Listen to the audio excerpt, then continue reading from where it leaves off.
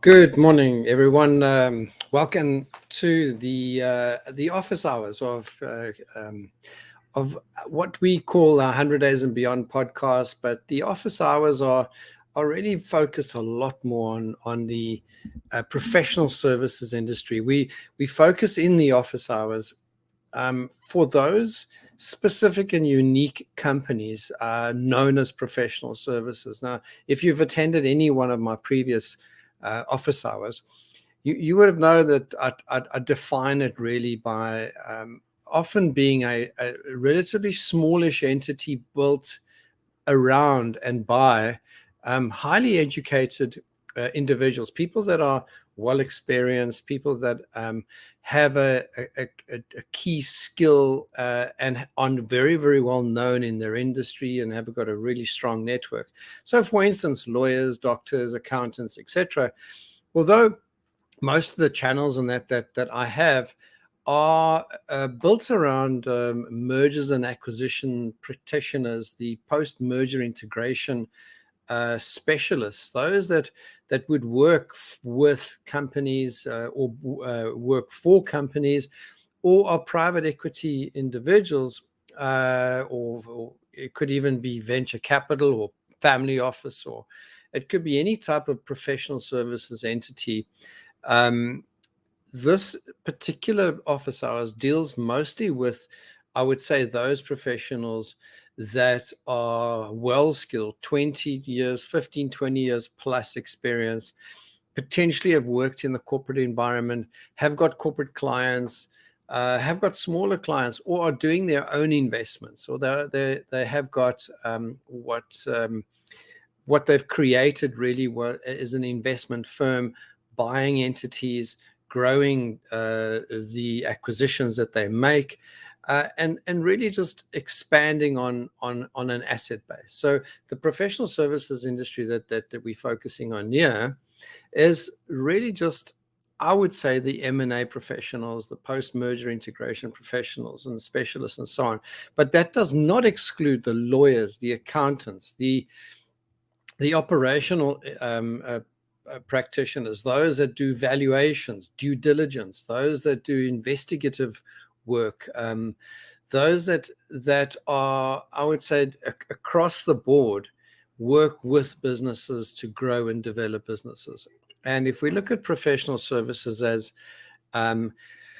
a business model, now a business model around professional services often is one of built, say 3, 4, 5, could even be an individual, but is often 3, 4, 5, 6 individuals, could be up to 20, 25, 30, 50 individuals with varying degrees of experience. You could have, if you've built a professional services firm, you may have built an entity that has got a bit of back office staff doing invoicing, got a bit of a bookkeeping system going, you got a little bit of marketing and sales going, but most of it you rely on what we call word of mouth to get new work, or you are putting together your CV or your prospectus or your resume, as some people call it, and you are pitching for work from time to time. A very common trend across professional services entities is really the feast and famine side of things. And that is often that type of environment where you have this, you pick up a new contract, you're busy with the work, you're doing the stuff you absolutely love, contract comes to an end, and then when you look again, there's no work, and then you have to build that back up. But as soon as you're building a larger and larger entity, it becomes what I call a hungry monster. You got to keep feeding that monster to keep people busy, to keep people booked.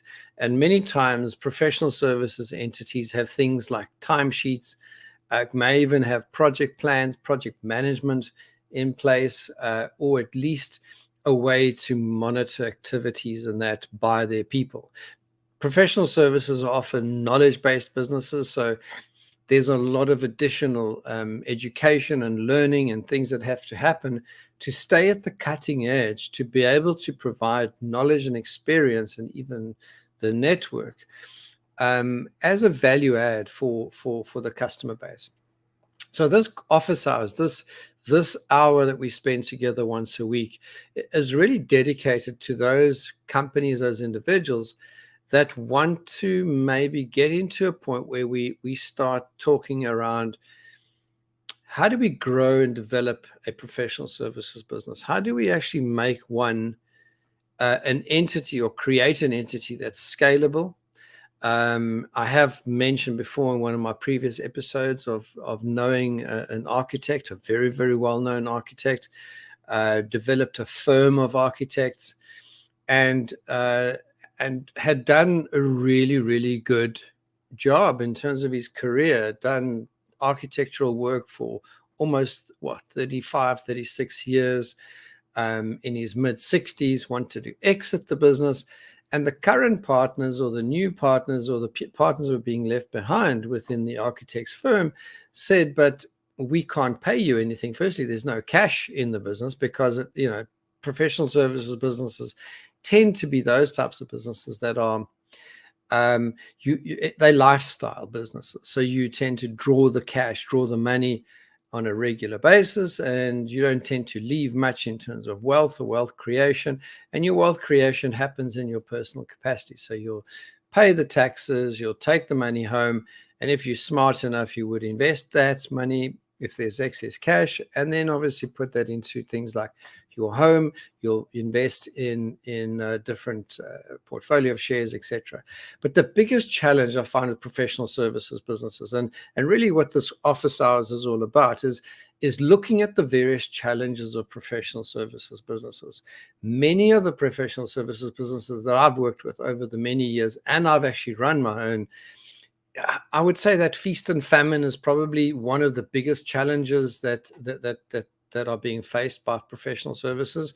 This thing where you build a few partners, a few individuals of really highly skilled, well-educated, well-networked individuals, but you've got to keep this, what they call the word of mouth, and without a proper marketing and sales system in place, without the correct back office and follow-up of existing customers, you're always chasing new customers, or you're trying to re-engage old customers. But when you get engaged with a contract, you disappear for a while and then you come back. But today's office hours, I want to speak to something that I've seen come up, especially the last 2 or 3 weeks, and that is that of mindset. And many people have spoken at length about mindset. In fact, you could probably find several thousand tons of information around mindset. But mindset, for me, around the professional services industry is slightly different. It's slightly, I would say, a lot more difficult to get your head around, especially being a well-educated individual, especially about, the problem about people that are multi-talented. If I look at the professional services industry, if you look at accountants, lawyers, doctors, architects, as I mentioned, and even within the space that I work a lot in, as the mergers, acquisitions, the post-merger integration practitioners, and so on, they're all very, very well educated. They are multi-skilled. In fact, they could go into just about any business and go and fix it, and go and grow it, and go and develop it. But the big problem is, what do they do with their own businesses? What do they do with their own mindsets? They can quite easily coach and develop and work with teams that are part of other organizations. But when we look at professional services entities, and I go into and I support professional services firms, often you have, let's call it the founder owner, the managing partner, plus a number of other partners, or you could have co-founders, but you'll have 4 or 5, 6 really key individuals, very well talented, very good at what they do. But the mindset is the problem, because they can do so much, because they are at that point of their careers where they are more than equipped to handle any situation.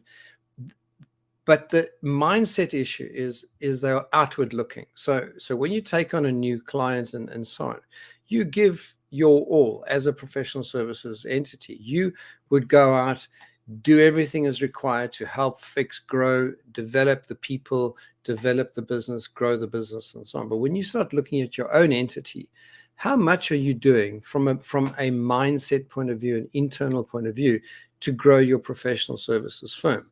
So today I want to dedicate the Q&A session to a mindset that I think is prevalent in the professional services businesses that I've just mentioned, and also ways to overcome what I think is a self-defeating mindset. So the one of the key things that I've seen in professional services businesses is that it's the same old, same old. And what do I mean by that?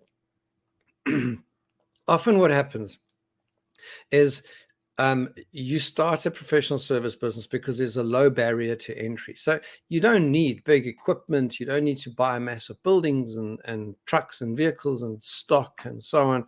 You could literally start a professional services business off the back of your knowledge or experience or qualification that you have right now. So the barrier to entry is quite low, and you then get a client, you get the second client, you get a third client, and you start to build up a bit of momentum. You might go and start at lower prices and eventually start increasing your prices, or you might come from a corporate world where you've been sheltered and you get into a professional services entity. But the mindset is where the problem comes. So the mindset for me that happens often is one of and this is no slight, because I actually been in that same position myself. This is not being negative towards professional services entities, but the biggest challenge they have is an ego, and it's not a destructive ego. It is one of, I know how to do that, so I'm going to do it. But the mindset is, I know what needs to be done and I'm going to get to it. But if you are in a professional services firm, ask yourself, do you get to it? If you know that you need to be, let's say, marketing, and you need to be approaching at least 5 or 10 or 15 new potential prospects per week, for instance, are you doing it? Are you picking up the phone to speak to your existing clients that you haven't spoken to for a while?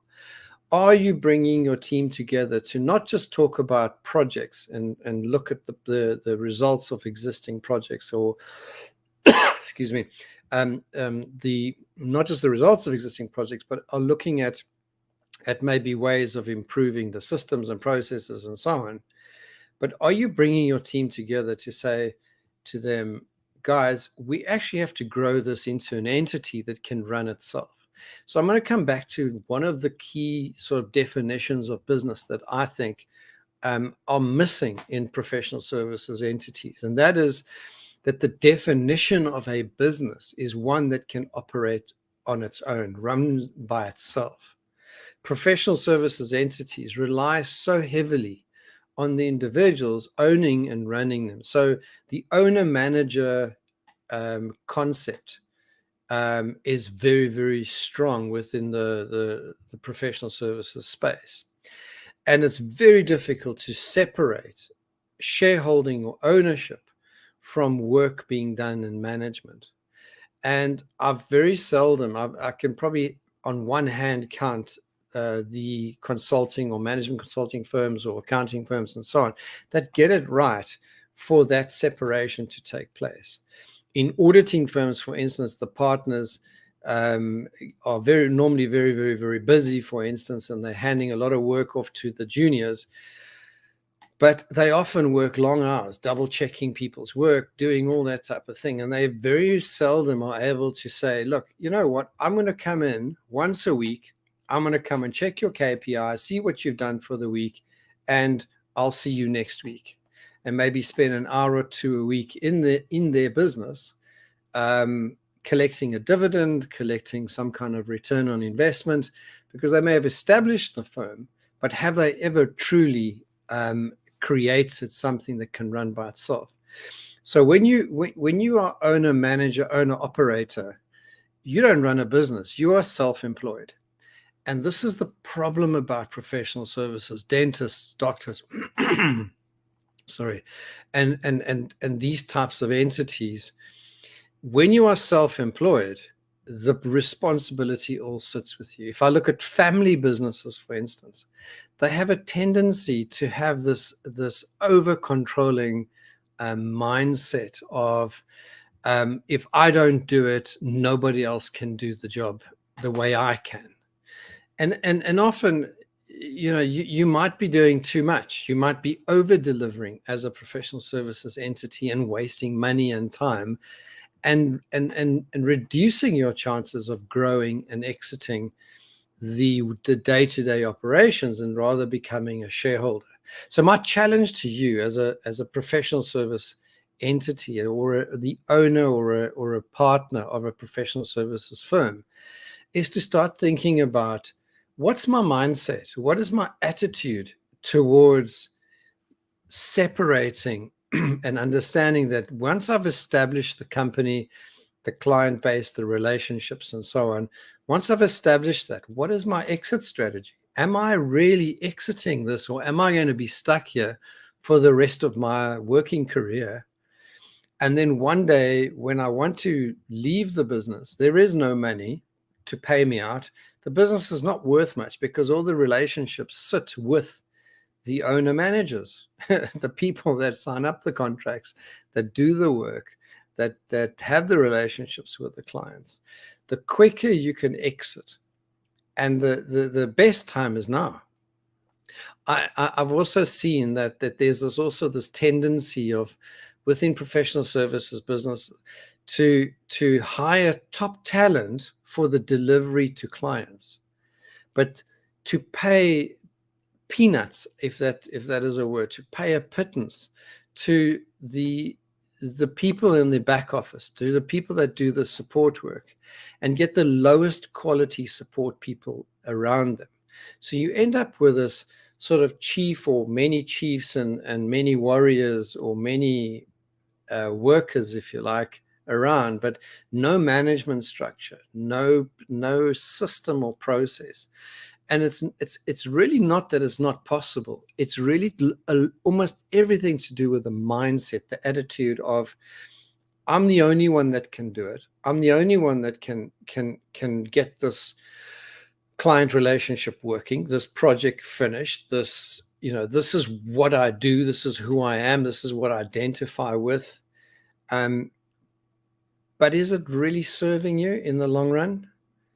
Wouldn't it be better to get an outside view of treating your business as an investment? If you had to go to the stock exchange and go and invest money in the stock exchange, and you go and invest 5, 10, 15,000 pounds, or 100,000 pounds, 500,000 pounds, £1 million, whatever it is,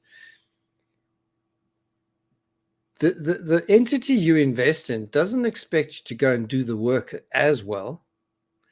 But as a shareholder, you're going to say, where are my dividends? What are the returns I'm going to get? What am I going to get back out of my money that I've put into it? Now, many professional services businesses, the problem and the mindset, again, starts when you start the professional services entity, because there's such a low entry level, if you like, or barrier to entry.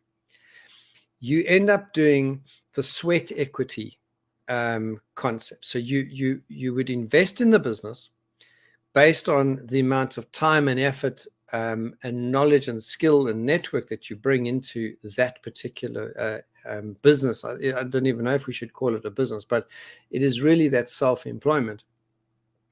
When you start that entity, you're bringing sweat equity. So you don't see that as a physical investment. You don't say, look, I'm actually going to put in £1 million to start this professional services firm. You start by getting a client. then you get another client, and then you get another client. And if you interim, or you do a smaller number of contracts, you might only take on 3, 4, 5 clients in a year.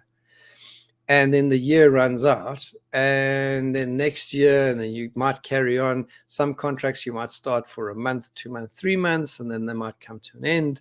Others be 12 months, others might go up to a few years, but they will come to an end. What are you doing to say, at what stage do I separate me being a shareholder and the work being done. And because the sweat equity is the starting point, the mindset gets stuck there, as in, I must keep investing my time, my life into this business. When you look again, 10, 15, 20, 30, 40 years has passed, and you've actually haven't built a business. You've lived well, you've earned a really good income, because that's generally what happens in professional services. There's normally a lot of money around when the business is up and running. But that mindset is what really is the problem. And I want to address that, because I've seen it in family businesses too, where you have the founder and having the children maybe interested in the business, and they continue the business and they get stuck in the business, and this owner manager mindset gets stuck. It literally gets ingrained in the DNA of the business, and at no stage does anybody question it.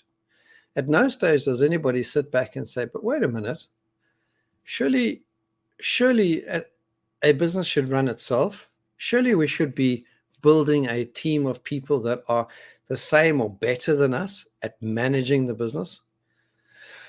I've seen businesses scale as soon as that mind has been made up, as in, let's separate ownership and management, ownership and delivery to clients. As soon as we decide to do that, we start putting those steps in place, and we start handing over those relationships, but building an entity that people would like to work for. We start building in the right kind of structures. So as in payment packages for employees, bonus packages, etc., that we are separating the ownership and the management. So the mindset gets stuck. So my recommendation today for office hours today really is for you to, this coming week, to be thinking about, what's my mindset around, I've put in the sweat equity, I've built in a decent customer base. I could probably name 30, 40, 50 customers, 100 clients. I don't know what kind of business you're in, but in terms of professional services, you might even have a few hundred, you might even have 1,000 clients that you work with. What are you doing to scale it? Now, many people try creating courses and online training, and I mean, that's the new rage right now, is like, turn your skill into a course, and all you have to do is record it and off you go, and then sit on the beach or some nonsense like that. In fact, that's not what your clients really want from you. Your clients want a do it with them or do it for them concept. There are certain clients that can't afford your services. Yes, there is a space for online training and online courses and so on. But there's this clear definition, this clear line that should be drawn between delivery methods and on the other side, which is a completely different concept of ownership versus management. So your delivery method might be a combination of online training, do it with you, in other words, coaching, mentoring, etc. Or it could be the do it for you environment, which is it's a great business model, and that's often where professional services live. And that is, a lawyer would go and do a contract, create a contract for a client. An accountant will do the financials and audit. A post-merger integration a specialist practitioner would go and perform the integration on behalf of the client. So your clients, that is what you're in business for. Make no mistake, you are in the business to support your clients in the do it for them environment in professional services. You could have different delivery models, but the do it for them, it probably sits at the main reason why they contract you. The do it with them is if you've created a coaching or mentoring business, but then your fees are much, much lower and the churn is much higher. In other words, you get clients coming and going more regularly. Or you'll do the training course one, which is a start-end type of environment where you have to keep on going out there and selling the next course, selling the next cohort, if you like, or if it's ongoing training, you have to provide constant sales and marketing. In fact, the lower down the pecking order you go in terms of your delivery model, the more you have to spend on sales and marketing, the more you have to become a marketing expert. If the higher up you go in terms of the do it for you, the less you have to spend on sales and marketing, because you as a person are being sold to the customer. But at what point do you say, wait a minute, I'm special, but I'm not that special? I can find really, really good people that can deliver. But at what point do I extract myself? And I say the time is now. You should not wait. You should always be thinking about, how do I not be the business? How do I separate myself from the business? So that's my challenge for you for the week. That's my challenge for you as a professional service business owner, manager, partner, and so on, is not to get stuck in the lifestyle business where you own a manager, where you are really just so drawn into the delivery aspects of professional services, but you rather go in the direction of saying, wait a minute, let me start reducing my time. And this is probably the best way to do it. And I've done this several times already, where I say, I'm working 7 days a week, 8, 10, 12 hours a day, just to deliver to my clients, and I'm rushing around and so on. I'm going to deliberately start reducing my hours and reducing the number of hours that I spend in my business. And I'm going to then say, okay, what are the things I can do less of, and what can I replace it with? So sometimes you'll find that you're probably working too much in any case, and doing too much, over delivering, where if you start reducing that, you'll probably find you probably have some slack in any case to reduce your hours from a 60 or 70, 80 hour week down into a 40 or 50 hour week, and then keep reducing down to a 20-hour week, but starting to bring in additional skills, process, people, and so on, and start introducing people into your projects. So when you start implementing, and you implement by means of project, you rather sell, when you're selling from a professional service point of view, you rather sell the project, rather sell the process, as opposed to sell yourself. The problem with the professional services business is the client often buys you as an individual. How do you separate that?